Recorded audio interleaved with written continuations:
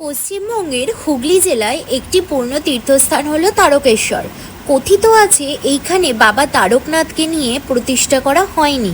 এখানে বাবা তারকনাথ নিজে স্বয়ং মাটি খুঁড়ে বিরাজমান। তাহলে চলুন এইখানকার তথ্য আপনাদের সাথে শেয়ার করব।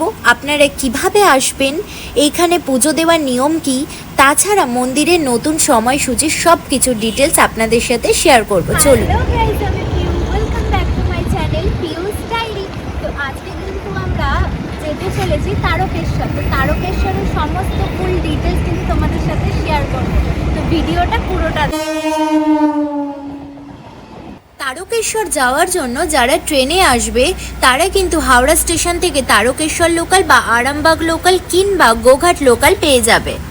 তো তোমাদেরকে তো বলেই দিলাম তোমরা ট্রেনে কিভাবে যাবে। আর আমরা কিন্তু যাচ্ছি আজকে বাইকে করে তারকেশ্বর। তো এখন কিন্তু আমরা রয়েছে টোলের সামনে দাঁড়িয়ে।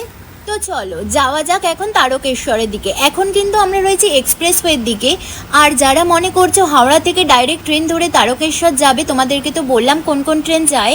আর ট্রেনের ভাড়া কিন্তু মাত্র 15 টাকা। আর স্টেশন থেকে নেবে কিন্তু তোমরা টোটো বা অটো পেয়ে যেতে পারো, ভাড়া কিন্তু মাত্র 10 টাকা।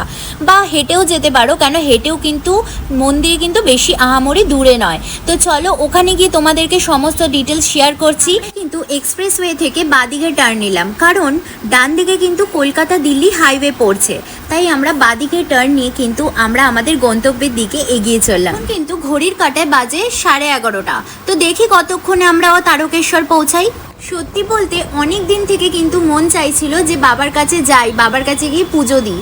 তো আজ না কাল করতে করতে আমাদের অনেকবার ক্যান্সেল হয়ে গেছিলো। তো হঠাৎ করে কিন্তু কালকে আমরা ঠিক করলাম যে না, যে করেই হোক আজকেই আমরা সকাল সকাল কিন্তু বেরোবো। তো সকাল সকাল তো বেরোনো হলো না, তাই আমরা বেরিয়ে পড়েছিলাম 10টার দিকে।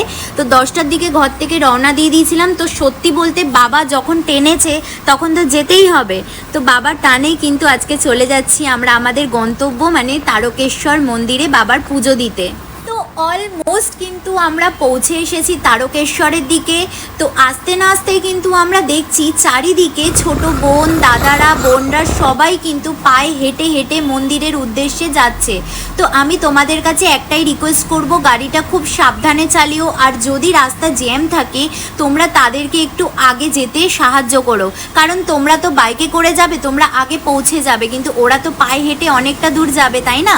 তো তার জন্য তোমরা একটুখানি সাহায্য করো তাদেরকে, আর খুব সাবধানে এখানে গাড়িটা চালিও, কারণ অনেক পুণ্যার্থী যাচ্ছে যাতে তাদের কোনো সমস্যা না হয়। তাই বাবার নাম করে কিন্তু আমরা এগিয়ে চলেছি। আর ভিউটা এতটা সুন্দর লাগছে, দেখো বর্ষার ওয়েদারে কিন্তু আমরা বেরিয়েছি, তাও কিন্তু এক ফোঁটাও কিন্তু যাওয়ার সময় বৃষ্টি হচ্ছে না। ভেবেছিলাম রেনকোট ফেনকোট পরেছিলাম, ভেবেছিলাম বৃষ্টি হবে অনেক জোরে, কেন বৃষ্টির ওয়েদার, দেখছি বৃষ্টি হচ্ছে না। মানে একটা ভগবানের আলাদাই একটা লীলা আছে।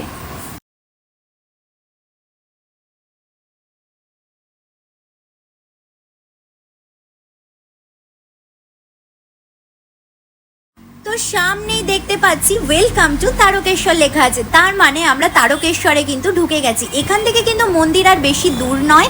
আর আমাদের কিন্তু বাইকে করে সময় লাগলো 2 ঘন্টা, কারণ রাস্তা একটু জ্যাম ছিল। আর যারা ট্রেনে করে আসবে তাদের কিন্তু 1.5 ঘন্টার মধ্যে তোমরা পৌঁছে যেতে পারবে বাবার কাছে। মন্দিরে আসার পথে আপনারা প্রচুর দোকান পেয়ে যাবেন। আপনারা যে কোনো দোকান থেকে নিজেদের সামর্থ্য অনুযায়ী পুজোর ডালা কিনতে পারেন। 30 টাকা থেকে 501 টাকার উপরেও কিন্তু এখানে পুজোর ডালা পাওয়া যায়। আর আজকে ছিল শ্রাবণ মাসের প্রথম পূর্ণিমা, তাই মন্দিরে কিন্তু প্রচুর ভিড় ছিল আজকে। তো আমরা কিন্তু প্রথমেই সোজা হেঁটে চলে এসেছিলাম দুধপুকুরে কিন্তু এটা মেন ঘাট, যেখানে সবাই স্নান করে বা অনেকে কিন্তু এখানে গা হাত পায়ে বা মাথায় জল ছিটিয়ে কিন্তু সোজা চলে যায় পুজো দিতে। তো প্রথমেই আমরা নিজেদের ইচ্ছা মতো দোকানে গিয়ে পুজোর ডালা নিয়ে সোজা চলে গেলাম মন্দিরে পুজো দিতে। এইখানে চারিপাশে কিন্তু সিসি ক্যামেরা লাগানো আছে, এই জিনিসটা কিন্তু খুব ভালো লাগলো। আর আপনাদেরকে আরেকটা জিনিস জানিয়ে দিই, যারাই মন্দিরে সোমবার বা রোববার করে যাবেন তারা কিন্তু ওই দিন সবচেয়ে বেশি ভিড় পাবেন, তাই নিজেদের ব্যাগ ফোন কিন্তু খুব সাবধানে রাখবেন। মন্দিরের মধ্যে ক্যামেরা কিন্তু অ্যালাউ নেই, আর ছেলেদের কিন্তু শার্ট বা টি শার্ট পরেও কিন্তু ঢুকতে দেওয়া হয় না। পুজো দেওয়ার পর খাবার খাওয়ার জন্য কিন্তু এখানে তোমরা প্রচুর নিরামিষ হোটেল পেয়ে যাবে। তো দেখো আমরাও কিন্তু চলে এসেছি হোটেল গৌস্বামীতে নিরামিষ খেতে। তো এখানে দিয়েছিল আলু ভাজা, ডাল, ধোকার ডালনা, পোস্ত, আচার দিয়েছিল আর পাঁপড় দিয়েছিল। তো খেতে কেমন সেটাও তোমাদেরকে জানাচ্ছি। তো খাওয়া দাওয়া কিন্তু মোটামুটি ভালো ছিল, খুব একটা ভালো বলবো না। তো খেয়ে দেই কিন্তু আমরা এবার বেরিয়ে পড়বো আমাদের বাড়ির দিকে। তোমাদেরকে এবার মন্দির খোলার টাইমটা বলে দিই। প্রতিদিন কিন্তু সকাল 6:30 থেকে সকাল 9:30 পর্যন্ত কিন্তু মন্দির খোলা থাকে, তারপর আবার কিছুক্ষণের জন্য মন্দির বন্ধ হয়, আবার সকাল 11:30 থেকে দুপুর 2টো পর্যন্ত কিন্তু মন্দির প্রতিদিন খোলা হয়।